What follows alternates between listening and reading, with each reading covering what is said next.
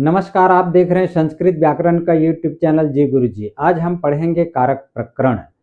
तो किसी भी भाषा के लिए व्याकरण का विशेष महत्व होता है और संस्कृत भाषा के लिए तो और व्याकरण का विशेष महत्व बढ़ जाती है। तो व्याकरण में कारक प्रकरण का विशेष महत्व होता है। तो यहाँ पर हम पढ़ेंगे कारक प्रकरण। तो देखिए परिभाषा इनकी, क्रियान्वित्वम कारकत्वम, अर्थात क्रिया से जिसका सीधा संबंध हो उसे कारक कहते हैं। तो क्रिया से सीधा संबंध होता है उसे ही कारक कहते हैं। यदि क्रिया से सीधा संबंध नहीं है तो उसे कारक नहीं कहेंगे। दूसरे अर्थ में देखिए परिभाषा, क्रिया के संपादन में जिन संज्ञा सर्वनाम शब्दों का उपयोग होता है उसे कारक कहते हैं। तो उदाहरण के लिए देखिए यहाँ, सोहन का भाई मोहन ने छात्रों के लिए घर से आकर विद्यालय में अपने हाथ से पुस्तक दिया। यहां पर सभी कारकों का प्रयोग हुआ है। इसका जब हम संस्कृत में अनुवाद करेंगे तो क्या होगा, सोहनस्य भ्राता मोहनः छात्रेभ्यः गृहात् आगत्य विद्यालये स्वहस्तेन पुस्तकम अददात्। अब यहां देखिए विभक्ति है, कारक का नाम है, चिन्ह है, उसके बाद कारक जो है, उसके बाद इसका अर्थ है। विभक्ति है प्रथमा, कारक का नाम है प्रथम विभक्ति में कर्ता और इसका चिन्ह है ने। अब चूंकि यहां पे कर्ता कौन है, मोहन है, क्योंकि पूरे जो है पुस्तक देने का काम कर रहा है, जो सूत्रधार है वह मोहन है। तो मोहन यहाँ पे कर्ता हुआ और इसका अर्थ क्या होता है, काम करने वाला। जो स्वतंत्र होते हैं कार्य करने में उसे कर्ता कहते हैं। तो यहाँ पर मोहन जो है कर्ता है। द्वितीय विभक्ति का कारक चिन्ह है कर्म और इसका कारक चिन्ह है को।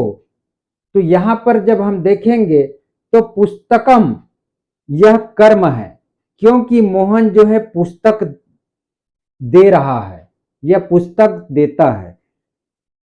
तो यहां पर इसका अर्थ क्या है, कर्म का जिस पर काम का प्रभाव पड़े, अर्थात क्रिया जिसको अत्यधिक चाहे क्रिया के द्वारा, वहां पर कर्म होता है।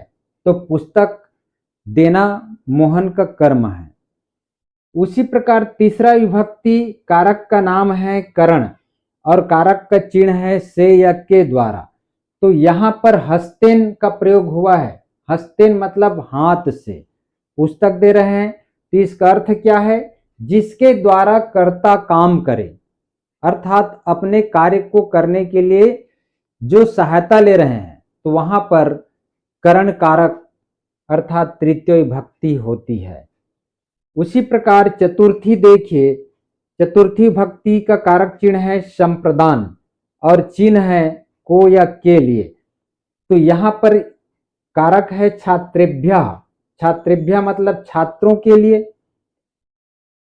अर्थ जब देखेंगे तो जिसके लिए क्रिया की जाए, जिसके लिए छात्रों के लिए क्रिया हो रही है, तो यहां पर चतुर्थी विभक्ति संप्रदान कारक है। फिर है विभक्ति पंचमी, कारक का नाम है अपादान, इसका चिन्ह है अपादान का से। और यहां पर देखिए गृहात, गृहात मतलब घर से, इसका अर्थ होता है जिससे अलगाव हो। अलगाव होना अर्थ में पंचमी विभक्ति का प्रयोग होता है। जैसे वृक्ष से पत्ता गिरता है, तो वृक्ष से पत्ता अलग हो रहा है तो वहां पे पंचमी विभक्ति का प्रयोग होगा। उसी प्रकार भवन से बालक गिरता है तो भवन से बालक अलग हो रहा है तो वहां पर पंचमी विभक्ति का प्रयोग होगा, अर्थात अलगाव अर्थ में पंचमी विभक्ति का प्रयोग होता है।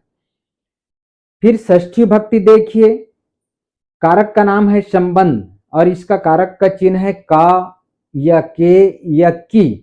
तो यहां पर देखिए सोहनस्य, सोहनस्य जो है षष्ठी विभक्ति का प्रयोग हुआ है और इसका देखिए अन्य पदों से संबंध, अर्थात जिसमें संबंध बताता है वहां पर षष्ठी विभक्ति का प्रयोग होता है। जैसे पिता का पुत्र, राजा का पुरुष, माता का पुत्र।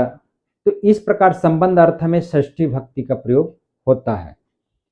अब देखिए सप्तमी भक्ति, कारक का नाम है अधिकरण, इसका चिन्ह है में या पर। तो यहाँ विद्यालय अर्थात विद्यालय में, और इसका क्या अर्थ होगा? क्रिया का आधार, क्रिया के आधार को अधिकरण कहते हैं।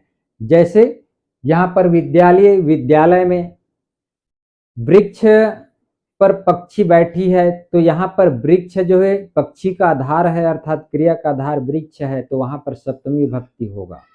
उसी प्रकार टेबल में पुस्तक है, तो पुस्तक का आधार क्या है? टेबल, ठीक है, तो टेबल में सप्तमी विभक्ति होगी।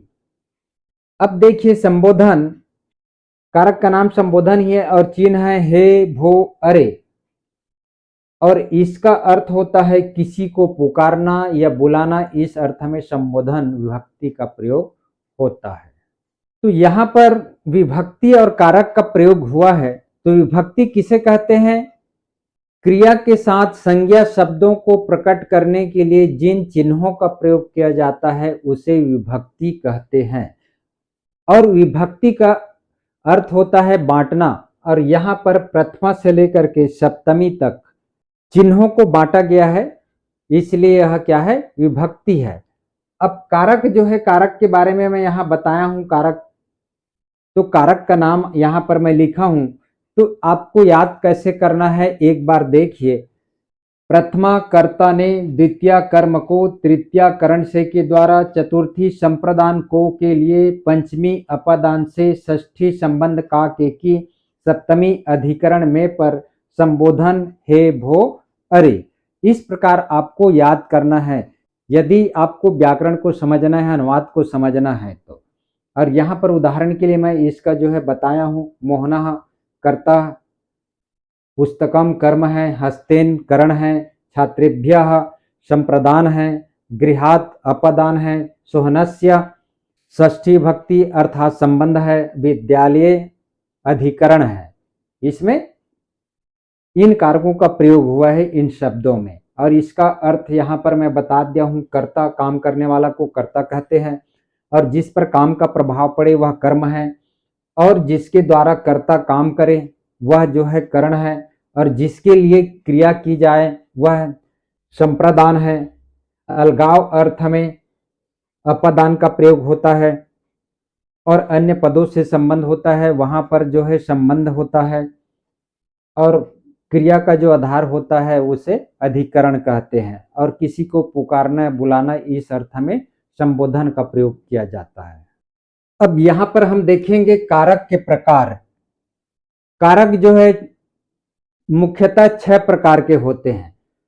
यहाँ पर सूत्र के रूप में देखिए, कर्ता कर्म करणम च संप्रदानम तथैच अपदानधिकरणे इत्याहु कारकानि षट्। यहाँ कारक 6 ही है, और कारक के अंतर्गत आपका षष्ठी विभक्ति और संबोधन को कारक नहीं माना गया है। इसका कारण मैं बता रहा हूं। यहां पर देखिए, सोहन का भाई मोहन ने छात्रों के लिए घर से आकर विद्यालय में अपने हाथ से पुस्तक दिया। संस्कृत में क्या होगा? सोहनस्य भ्राता मोहनः छात्रेभ्यः गृहात् आगत्य विद्यालये स्वहस्तेन पुस्तकम अददात्। यहां पर सोहन का भाई मोहन, क्योंकि यहां पर मोहन जो है कर्ता है, क्योंकि पूरे जो यहां पर कार्य कर रहे हैं उनका सूत्रधार मोहन है। बात अलग है कि यहां पर षष्ठी भक्ति है सोहन का भाई, तो चूंकि सोहन का भाई षष्ठी भक्ति है, लेकिन सोहन का इसमें क्या योगदान है? क्रिया से इसका सीधा संबंध नहीं है सोहन का। यहाँ पे क्रिया का सीधा संबंध किसका है? मोहन का। इसलिए सोहनस्य, इसलिए सोहन को यहाँ पर कारक नहीं माना गया है, अर्थात षष्ठी को कारक नहीं माना गया है। उसी प्रकार संबोधन है, तो एक आप सूत्र पढ़ेंगे, संबोधने च प्रथमा। संबोधन को कारक नहीं माना गया है, और संबोधन को प्रथमा विभक्ति के अंतर्गत माना जाता है। तो याद रखने के लिए, संबंध का क्रिया से सीधा संबंध नहीं होता, इसलिए संबंध को कारक नहीं माना गया है। और बाकी जो 6 कर्ता कर्म करण संप्रदान अपदान और अधिकरण, इन 6 का क्रिया से सीधा संबंध होता है, इसलिए इसे कारक माना गया है। और संबंध को अर्थात षष्ठी विभक्ति में जो संबंध कारक है उसे गौण कारक या उपकारक कहा गया है। अब यहां पर देखेंगे हम कारक का नियम। चूंकि कारक के बारे में यहां पर मैं बताया हूं, कर्ता, कर्म, करण, संप्रदान, अपदान, संबंध, अधिकरण, संबोधन, तो इस प्रकार कारक है। और कारक का हम बारी बारी से उसके नियम के बारे में यहाँ पर हम अध्ययन करेंगे। तो सबसे पहला जो कारक है, कारक का नाम है, वह कर्ता कारक है। अब इसमें देखिए, कर्ता कारक में प्रथमा विभक्ति होती है। याद रखिएगा हमेशा कि प्रयोग जो है, हम जिस कारक की जो बात कर रहे हैं, जैसे कर्ता कारक में प्रथम विभक्ति होती है, कर्म कारक में द्वितीय विभक्ति होती है, करण कारक में तृतीय विभक्ति होती है, संप्रदान कारक में चतुर्थी विभक्ति होती है, अपदान कारक में पंचमी विभक्ति होती है, संबंध कारक में षष्ठी विभक्ति होती है, अधिकरण कारक में सप्तमी विभक्ति होती है। तो ये आपको याद करना है। तो कर्ता कारक में क्या होती है? प्रथम विभक्ति होती है। अब कर्ता किसे कहते हैं, इसका मैं और कई बार प्रयोग किया हूं वीडियो में। तो कर्ता देखिए, संज्ञा या सर्वनाम के जिस रूप से क्रिया करने वाले का बोध होता है उसे कर्ता कारक कहते हैं। अर्थात समझिए कि जो कार्य करने में स्वतंत्र होते हैं उसे कर्ता कहते हैं। उदाहरण के लिए जैसे यहां पर बताया हूं, राम फल खाता है, मोहन घर जाता है, अनुराग पुस्तक पढ़ता है। तो यहां पर कर्ता कौन है? राम है। राम फल खाने वाला कौन है? राम है। मोहन घर जाता है तो घर जाने वाला कौन है? मोहन है। अनुराग पुस्तक पढ़ता है तो पुस्तक पढ़ने वाला कौन है? अनुराग है। तो यहाँ पर कर्ता जो है राम, मोहन, अनुराग है। जब इसका हम संस्कृत में अनुवाद करेंगे तो क्या होगा? राम फल खाता है तो रामः फलम खादति। रामः, इसमें प्रथम विभक्ति का प्रयोग हुआ है रामः, और फलम जो है कर्म है और खादति क्रिया है। उसी प्रकार मोहन घर जाता है तो इसका क्या होगा? मोहना। मोहना में प्रथम विभक्ति का प्रयोग हुआ है, और घर मतलब गृहम, क्योंकि कर्म इसका मोहन का क्या है? गृह, घर जाना, घर, इसलिए गृहम, और जाता है तो गच्छति हो गया। फिर अनुराग पुस्तक पढ़ता है तो अनुरागः पुस्तकम पठति। इस प्रकार इसमें प्रथम विभक्ति का प्रयोग हुआ है, रामः, मोहनः, अनुरागः। उसी प्रकार देखिए, संबोधने च प्रथमा, अर्थात संबोधन में भी प्रथम विभक्ति का प्रयोग होता है। जैसे उदाहरण के लिए देखिए, भो बालकः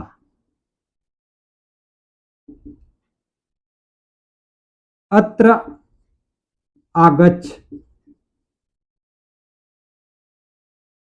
हे बालक, यहां आओ।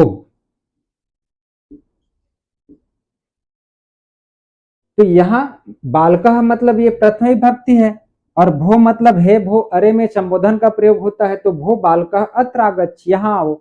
उसी प्रकार हे राम, यदि हम पुकार रहे हैं राम को तो क्या होगा? हे रामः, हे राम, क्योंकि रामा यहां पर प्रथम विभक्ति है।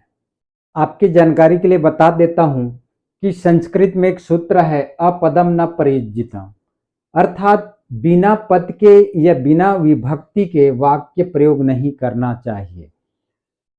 जैसे हिंदी में हम राम बोलेंगे या मोहन बोलेंगे, सोहन बोलेंगे, तो यहां पर हम संस्कृत में जब वाक्यों का प्रयोग करेंगे तो बिना पद लगाए, पद मतलब विभक्ति लगाए, आपको प्रथमा द्वितीय कोई भी विभक्ति लगाना होगा। यदि ज्यादा नहीं है तो राम ही बोल रहे हैं तो आपको प्रथम विभक्ति का प्रयोग करके रामः बोलना पड़ेगा।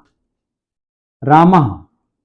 यदि मोहन बोल रहे हैं तो संस्कृत में आप जब प्रयोग करेंगे तो मोहना बोलना पड़ेगा, मोहना प्रथमा विभक्ति। उसी प्रकार सोहन है तो सोहना, अर्थात जो पद है सुप प्रत्यय पद, स्व ज सम षष्ठाभ्याम भिस गे भ्याम भस गसे भ्याम भस गस ओस आम गी ओ सुप, इन प्रत्ययों का प्रयोग आपको लगाना होगा, तभी आप जो है संस्कृत वाक्यों में प्रयोग करेंगे। अब देखिए कारक का दूसरा नियम है कर्म कारक। परिभाषा देखिए, कर्मणि द्वितीया, अर्थात कर्म में द्वितीय विभक्ति होती है। अब कर्म किसे कहते हैं, यहां पे प्रश्न उठता है कि कर्म में द्वितीय विभक्ति होती है तो कर्म किसे कहते हैं। तो परिभाषा है इनका कर्तुरी ईप्सितम कर्म, अर्थात क्रिया द्वारा कर्ता जिस पदार्थ या वस्तु को सबसे अधिक चाहता है उसे कर्म कहते हैं। कर्ता जिस वस्तु या पदार्थ को चाहता है वहां पर कर्म होता है। जैसे सीता आपनम अगच्छत, यहां पर देखिए सीता कर्ता है और आपनम मतलब बाजार कर्म है, अगच्छत मतलब गई, तो इसका हिंदी में क्या होगा, सीता बाजार गई। उसी प्रकार देखिए युवाम ग्रामम गच्छता, युवाम मतलब तुम दोनों, ग्रामम यहाँ पर कर्म है, तुम दोनों जो है कर्ता है और गच्छता क्रिया है, तो इसका हिंदी में क्या होगा, तुम दोनों गांव जा रहे हो। फिर है शिशु दुग्धम पिबती, यहाँ पर शिशु क्या है, कर्ता है और दुग्धम कर्म है, पिबती क्रिया है, पीता है, अर्थात शिशु दूध पीता है। तो यहाँ पर शिशु, युवक, सीता जो है कर्म जो है आपणम ग्रामम दुग्धम, क्योंकि यहाँ पर द्वितीय भक्ति है। आपणम देखिए ग्रामम में द्वितीय भक्ति है, दुग्धम में भी द्वितीय भक्ति है, तो इसमें ये जो है कर्म कारक है। अब देखिए कर्म कारक का नियम, अर्थात कर्म कारक का नियम क्या है, तो अभितः परितः सर्वतः उभयतः समया निक्सा हा प्रति, इस अर्थ में कर्म कारक होता है, अर्थात द्वितीय विभक्ति का प्रयोग होता है। अभिता मतलब होता है दोनों ओर, परिता मतलब होता है चारों ओर, सर्वता मतलब होता है सभी ओर, उभयता मतलब होता है दोनों ओर। तो याद रखिएगा अभितः और उभयतः दोनों का अर्थ होता है दोनों ओर। समया का अर्थ होता है समीप या निकट, निक्सा का भी अर्थ होता है समीप या निकट, हा का जो है शोक अर्थ में प्रयोग होता है और प्रतीक अर्थ होता है और। जब इसका हम अनुवाद देखेंगे अभिता का जब वाक्यों में प्रयोग करेंगे तो क्या होगा, ग्रामम अभितः मार्ग संति, अर्थात गांव के दोनों ओर मार्ग है। तो यहाँ पर अभिता अर्थ में द्वितीय विभक्ति ग्रामम, ग्रामम कौन सी विभक्ति का प्रयोग हुआ है, द्वितीय विभक्ति। उसी प्रकार देखिए परितः शब्द का वाक्यों में प्रयोग, तो नदीम परितः वृक्षा संति, नदीम है ना, यहाँ पर देख रहे हो बिंदी है, तो नदीम परितः अर्थात परितः चारों ओर, नदी के चारों ओर वृक्ष है, बहुवचन है ना, वृक्षा संति वृक्ष है, तो यहाँ पर नदीम द्वितीय विभक्ति है, परितः इस अर्थ में। उसी प्रकार सर्वतः देखिए विद्यालयम सर्वतः वृक्षाः सन्ति, विद्यालय के सभी ओर, सर्वतः मतलब सभी ओर, वृक्षाः सन्ति वृक्ष है। उसी प्रकार उभयता फिर आ गया, यहाँ पर उभयता का अर्थ होता है दोनों ओर, तो गृहम उभयता कूपः अस्ति, घर के दोनों ओर कुआं है, कूपा मतलब कुआं। फिर है समया, समया मतलब समीप होता है, तो यहाँ पर वाक्यों में प्रयोग करेंगे तो क्या होगा, ग्रामम समया नदी प्रवहति, गांव के निकट नदी बहती है, तो समया में भी द्वितीय विभक्ति, यहाँ पर ग्रामम द्वितीय विभक्ति है। फिर निक्सा, निक्सा मतलब होता है निकट, तो ग्रामम निक्सा क्रीड़ा क्षेत्र वर्तते, गांव के निकट या समीप क्रीड़ा क्षेत्र है। फिर है हा, तो हा नास्तिकम, अर्थात हाय नास्तिक। फिर है प्रति, प्रति का अर्थ होता है और, तो लता विद्यालयम प्रति गच्छति, लता विद्यालय की ओर जाती है, तो यहाँ विद्यालयम द्वितीय विभक्ति। प्रति अर्थ में। तो यहाँ पर हम कुछ वाक्यों का ही प्रयोग करके बताए हैं, आप इसके अलावा और भी याद कर सकते हैं। जैसे यहाँ पर अभिता परिता सर्वतः, इसका अर्थ जैसे कृष्णा अभिता दोनों ओर, गोपाः सन्ति गोपिकाएं हैं, या कृष्णा परितः गोपाः सन्ति कृष्ण के चारों ओर गोपिकाएं हैं। उसी प्रकार कृष्णा सर्वतः गोपाः सन्ति कृष्ण के सभी ओर गोपिकाएं हैं। इस प्रकार से आप इसका प्रयोग कर सकते हैं वाक्यों में। समया जैसे निकट है तो ग्रामम समया है तो विद्यालयम समयः, नदी अस्ति नदी है। तो कर्म कारक में मुख्यतः 3 नियम इसके पहले जो हम देखे थे, किसमें अभितः उभयतः सर्वतः परितः समया निक्षा प्रतिहा, इस अर्थ में द्वितीय भक्ति का प्रयोग होता है। और देखिए यहाँ पर दूसरा नियम कर्म कारक का ही, अंतरा अंतरिण द्वितीया, अंतरा और अंतरिण इस अर्थ में भी द्वितीय भक्ति का प्रयोग होता है। बीच या बिना इसका अर्थ होता है। अंतरा मतलब क्या होता है? बीच, और अंतरिण मतलब बिना। तो यहाँ पर देखिए उदाहरण के लिए, अंतरा त्वाम माम हरि, अर्थात हरि तुम्हारे और हमारे बीच में है। त्वाम मतलब तुम्हारे, माम मतलब हमारे, और अंतरा मतलब बीच। उसी प्रकार दूसरा, अंतरिण हरिम सुखम, तो यहाँ पर अंतरिण मतलब क्या होता है? बिना। तो हरि के बिना सुख नहीं है। तो यहाँ पर हरिम त्वाम, इसमें द्वितीय भक्ति का प्रयोग हुआ है। इसी प्रकार तीसरा नियम देखिए कर्म कारक का ही, कालाध्वनोरत्यंत संयोगा, अर्थात जब कोई वस्तु या भाव या क्रिया लगातार कुछ समय तक या दूर तक चलती रहती है, वहां पे द्वितीय भक्ति का प्रयोग होता है। लगातार चल रहा है, कोई क्रिया कार्य कर रहा है, या लगातार दूर है या पास है, तो वहां पर द्वितीय भक्ति का प्रयोग होता है। जैसे क्रोशम कुटिला नदी, कोस भर, कुटिला मतलब टेढ़ी मेढ़ी नदी है, तो यहाँ पर दूरी का प्रयोग हुआ है। क्रोशम मतलब कोस भर हो गया। उसी प्रकार मासम अधीते, मासम मतलब महीने भर, अधीते मतलब अध्ययन करता है, तो यहाँ पर समय का प्रयोग हुआ है। मासम मतलब महीने भर अध्ययन करता है। उसी प्रकार क्रोशम गिरी, कोस भर पर्वत है, कोस भर मतलब समझिए दूरी यहाँ पर। उसी प्रकार मासम द्वि अधीते, महीने में 2 बार अध्ययन करता है या पढ़ता है। मासम द्वि अधीते, अधीते मतलब अध्ययन करना। तो इस प्रकार जो है यहाँ पर मैं इस वीडियो में प्रथमा विभक्ति और द्वितीय विभक्ति का कारक का नियम बताया हूँ। इसके बाद आगामी वीडियो में और मैं जो शेष विभक्ति है या कारक है उसके बारे में बताऊंगा। तो वीडियो को देखते रहिए, लाइक एवं सब्सक्राइब जरूर कीजिएगा। धन्यवाद।